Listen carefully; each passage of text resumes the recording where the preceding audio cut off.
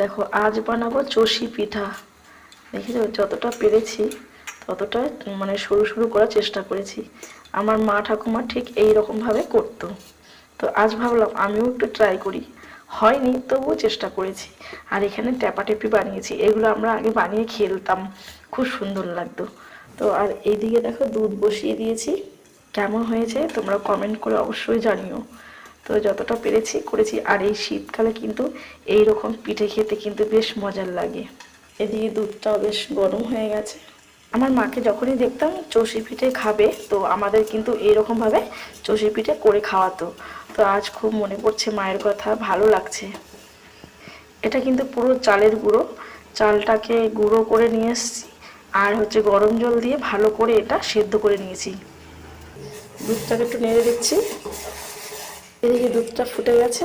এবার আমি এক এক করে চষি পিঠেগুলো দিয়ে দেবো। তো এইভাবে করে আমি চষি পিঠেগুলো দিচ্ছি, দিয়ে কিন্তু আমি নাড়বো না, হালকা করে দিয়ে দেবো।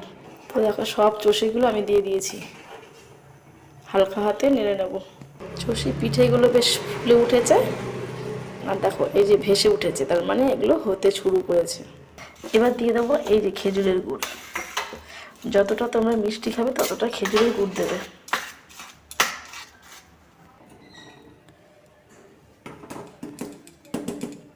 তো দেখো চষিটা কত সুন্দর হয়েছে। তো দেখো বন্ধুরা চষিটা দেখো, জাস্ট চষিটা দেখো এই যে কেমন হয়েছে তোমরা অবশ্যই জানিয়ে দেবো। ট্যাপা উঠে গেছে, দেখো ট্যাপা উঠে গেছে, টেপি উঠে গেছে, টেপি। এই হলো আমার ছেলের জন্য। কেমন হয়েছে তোমরা অবশ্যই জানিও।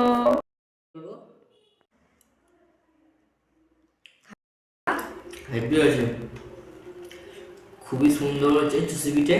আমার তো খুব ভালো লাগে খেতে, খুবই মানে টেস্ট হয়েছে এবং মিষ্টিটাও ভালো হয়েছে। ছেলের মুখে অবশ্যই তোমরা শুনে ওর কতটা মজা লেগেছে এই পিঠে খেয়ে। ঠান্ডা করে খায়, খুব গরম আছে।